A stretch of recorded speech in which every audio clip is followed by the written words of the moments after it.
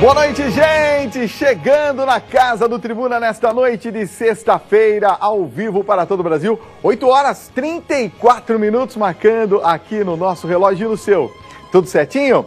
Vamos lá? Ó, um beijo para você em todo o Brasil, ó. Um beijo carinhoso para você em todo o território nacional. Obrigado pelo carinho e por assistir a gente aqui na Rede Vida de televisão.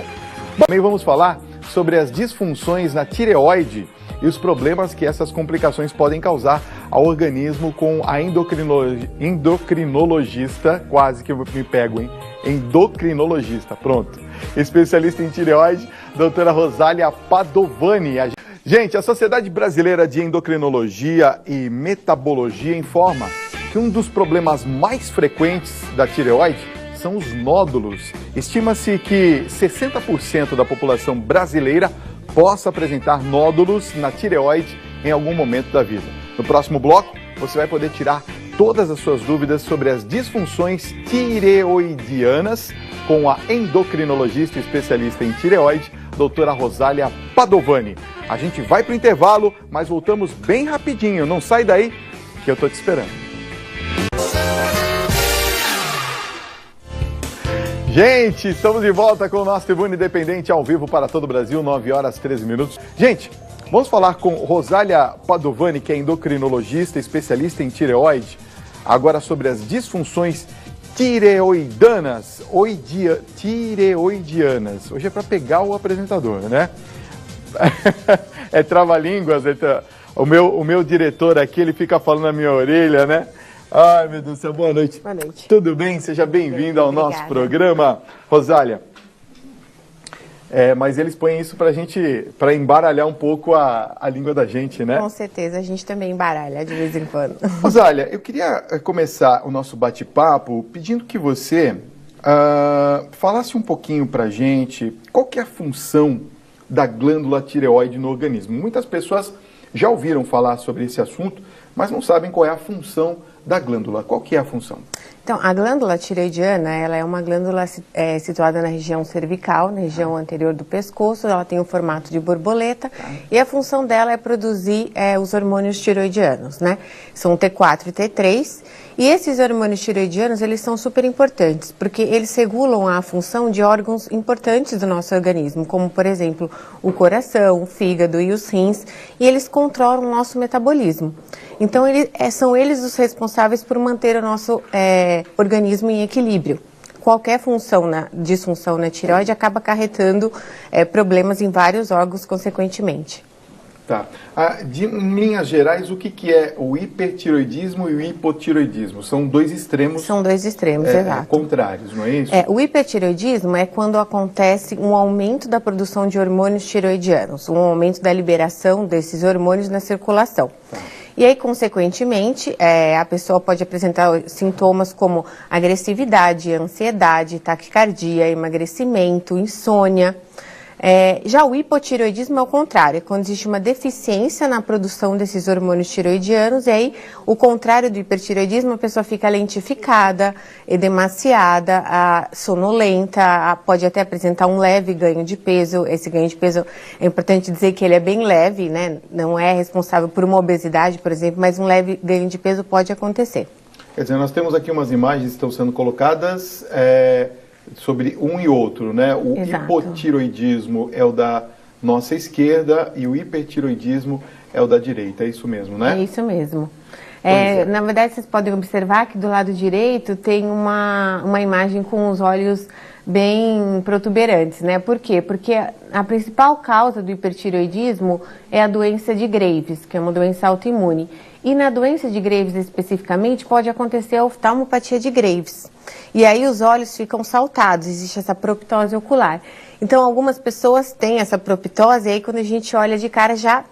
Poxa, essa pessoa deve ter problema de tireoide. É por isso, porque é comum a oftalmopatia de Graves na doença de Graves que leva ao hipertireoidismo. Já que você está falando dessa característica, qual que é o diagnóstico? Como é que é feito? Então, o diagnóstico das disfunções tireoidianas, ele é feito por exame de sangue, é um exame simples, dosagem de TSH e de T4 livre, é suficiente para você detectar um problema de função tireoidiana. Isso é outra coisa que acaba confundindo muito, porque eu digo que a tireoide, ela é como se fosse um carro, ela tem a lataria, vamos dizer assim, e o motor. Então, nem sempre o problema no motor está acompanhado de um problema, vamos dizer assim, na lataria do carro. Então, você pode ter nódulos que não provocam disfunções na tireoide. E você pode ter disfunções tireoidianas sem ter nódulos. Então, é importante separar bem isso. Tá. Eu quero fazer uma pergunta, doutora, referente à questão dos nódulos, não é? Eu comentei agora há pouco, antes do intervalo, a respeito dos nódulos. Quais são as diferenças, por exemplo, do tratamento de um nódulo na tireoide e de um câncer de tireoide? São a mesma coisa ou o nódulo é uma coisa e o câncer é outra diferente? Não, é extremamente diferente. Olha, o nódulo, ele nem sempre é câncer. Felizmente, somente 5% dos nódulos, eles são malignos. Tá. Então, o nódulo, a primeira coisa quando você tem um nódulo de tireoide é verificar se existe uma alteração da função tireoidiana. Por quê? Porque algumas vezes esses nódulos, eles são hiperfuncionantes e eles acabam alterando a função da glândula e provocando até o hipertireoidismo, por exemplo. Então, a primeira coisa é detectar se esse nódulo ele é hiperfuncionante ou não. Se houver um problema de disfunção tireoidiana, aí você pode tratar a disfunção tireoidiana com medicamento. E se este nódulo realmente for hiperfuncionante, uma possibilidade de tratar é o iodo radioativo. E algumas vezes a cirurgia pode ser uma opção de tratamento. Ah, entendi. Se esse nódulo não for hiperfuncionante e ele não tiver nenhuma característica suspeita ao ultrassom, porque se ele não estiver alterando a função tireoidiana, o próximo passo é fazer um bom ultrassom. E aí você vai avaliar as características desse nódulo ao ultrassom. E dependendo dessas características, você vai indicar a punção. E é a punção que vai dar uma ideia se esse nódulo tem risco de ser maligno, ou se ele é maligno, ou se ele é benigno. E aí o tratamento, na grande maioria das vezes, para o nódulo maligno, é a cirurgia seguida de radioiodoterapia. Quando que nós temos que ter, ou temos que optar, vamos dizer assim, pela retirada da tireoide? No caso, vamos supor, uma punção de um nódulo que venha confirmando malignidade. O tratamento é cirúrgico, câncer. O tratamento é cirúrgico, tireoidectomia total na grande maioria das vezes. Nos casos de nódulos benignos, né, que não são cancerígenos, então você faz a punção, ele é um nódulo benigno. Entretanto, ele tem um tamanho acima de 4 centímetros, ele já está grande, então o paciente se queixa do ponto de vista estético, também se queixa que às vezes tem dificuldade para deglutir, ou às vezes até tosse, rouquidão, então aí você pode optar por fazer um tratamento cirúrgico, retirada do nódulo, e só do nódulo, o resto da glândula permanece. Existe alguma característica, algum sintoma de que nós estamos tendo algum tipo de problema na tireoide? Então, é como eu te falei, né? Então, se for alguma disfunção tireoidiana, então, os sintomas que eu disse anteriormente. Tá. Do hiper e do hipotireoidismo. Agora, em relação ao nódulo, às vezes você percebe uma nodulação na região cervical. Eu digo assim, apalpando a gente consegue sentir o nódulo? Consegue. É por isso que, assim, o que a gente recomenda aos pacientes, normalmente eles vêm ao consultório, doutor, eu sempre preciso ficar fazendo ultrassom de tireoide, né? Se ele não tiver nenhum fator de risco associado, ele pode ele mesmo fazer o autoexame. É muito simples de fazer. Ele chega na frente do espelho, inclina a cabeça um pouquinho para trás, pega um pouco de água suficiente para que ele faça a deglutição e ele vai observar se existe alguma nodulação na região cervical. Dói? Normalmente não. Os nódulos não doem, mesmo os cancerígenos? Não. Os cancerígenos menos ainda. Quando dói, é bom sinal, por incrível que pareça. Ah, é? Porque o que acontece? Algumas vezes a gente tem processos inflamatórios da glândula tireoidiana, que são as tireoidites, que podem acontecer juntamente com os nódulos. E aí, sim, dói. Mas aí é benigno, não é maligno. Então, quando dói, quando o paciente chega queixando de dor, eu falo, olha, a chance de ser maligna é praticamente zero. Poxa vida, olha só, pelo menos uma dor que é positiva. Que é positiva. Caso. Tá bom. Nós vamos continuar o papo daqui a pouquinho, tá, doutora? Me aguarda aqui um minutinho. Ó, doutora, eu separei aqui uma pergunta sobre agenesia de lóbulo esquerdo, é isso mesmo o nome? Isso mesmo. E nódulos na parte direita. A Valdete Mendes, do Rio de Janeiro, está perguntando se é perigoso e se ela corre o risco de ter que retirá-lo. Então, na verdade, deixa eu ver se eu entendi. Ela tem uma genesia de um dos lobos e do outro lado ela tem nódulos, é isso? Isso, é isso. Então, é como eu falei. A primeira coisa é verificar se a função tiroidiana dela está ok. Se ela estiver em eutiroidismo, ou seja, se os hormônios estiverem bem reguladinhos, então o próximo passo é fazer um belo ultrassom desse outro lobo e verificar as características desses nódulos. E aí o endocrinologista vai poder dizer a ela se ela deve continuar a investigação, ou seja, se ela deve fazer uma punção ou não, ou se ela pode simplesmente manter só o acompanhamento. Olha, Jamiles de Pedrinhas, lá no Sergipe, diz assim, boa noite Fábio, boa noite doutora, eu fiz um exame na tireoide e tenho cisto, e o médico disse que não precisa tomar remédios. Cisto pode se tornar câncer na tireoide e o que eu devo fazer para me proteger? Dificilmente um cisto ele é maligno, né? Normalmente a gente nem indica punção se ele for um cisto simples. A preocupação é quando esse cisto é complexo. O que é um cisto complexo? Ele é como se fosse, imagine, um nódulo, tá? Então ele tem um componente cístico, mas ele tem uma porção sólida. Aí a gente chama isso de cisto complexo. Aí é um pouco mais preocupante, a gente faz a punção guiada para a parte sólida. Mas um cisto simples, ele não requer preocupação realmente e não tem como prevenir. Muitas pessoas têm e simplesmente é acompanhamento. Tá. A Lúcia de Caçapava pergunta, boa noite Fábio, boa noite para você também. Eu gostaria de saber se o hipertiroidismo pode causar algum tipo de alteração no colesterol.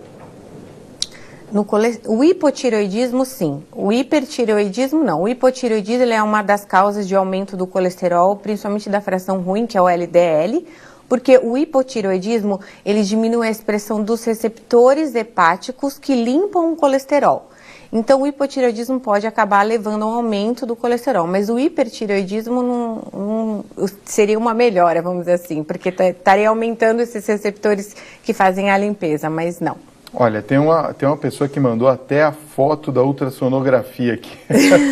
Olha só, acho que ele está um pouquinho desesperado. Eu vou, então, atender aqui a sua pergunta para a doutora. Olá, boa noite, Fábio. Boa noite, doutora. Eu fui diagnosticado com hipertiroidismo. Quais os cuidados que eu tenho que tomar? É o Alexandre de Suzano, São Paulo. E ele diz que vai voltar ao médico na segunda-feira. Sim.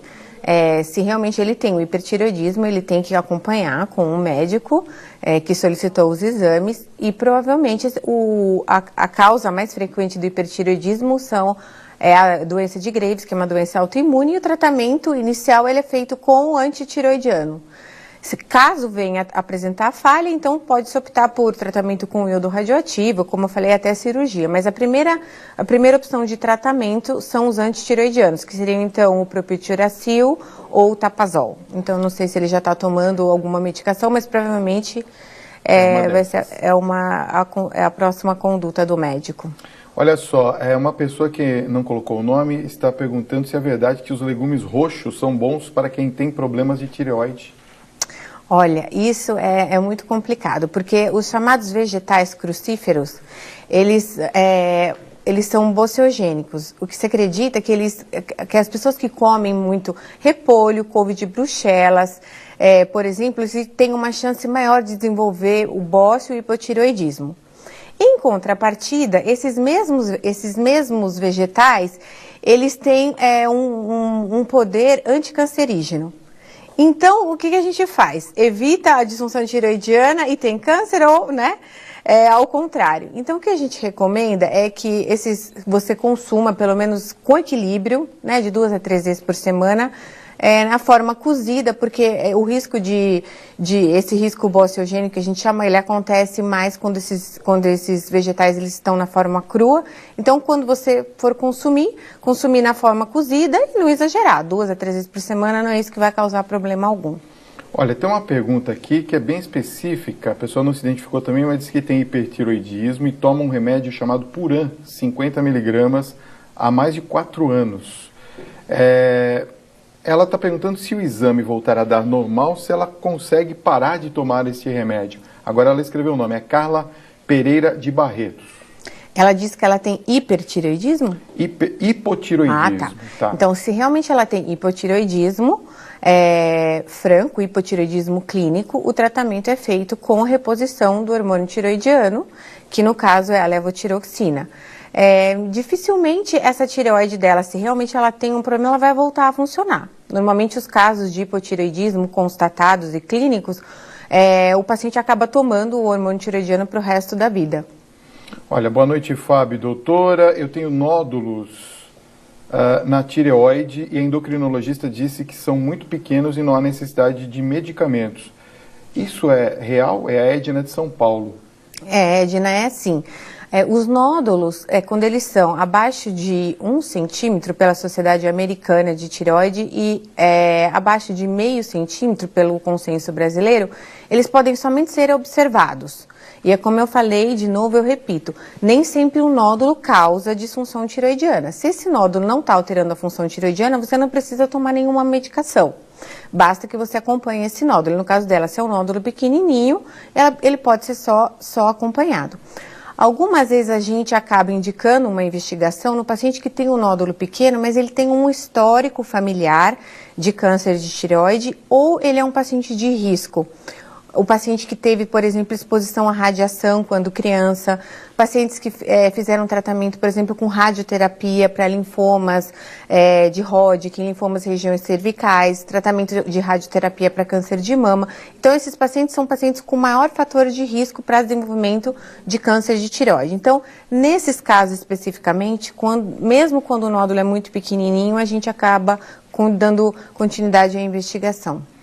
Pois quero agradecer, acabou o nosso tempo aqui, doutora, mas eu quero agradecer muito sua presença, foi bem esclarecedor e como a gente teve dúvidas, né, da tireoide, que impressionante isso, né? Obrigado pela sua presença. Imagina, obrigada noite, a você, viu? Foi um prazer. Muito bem, olha, deixa eu dar um beijo aqui na senhora, obrigado por ter vindo, viu?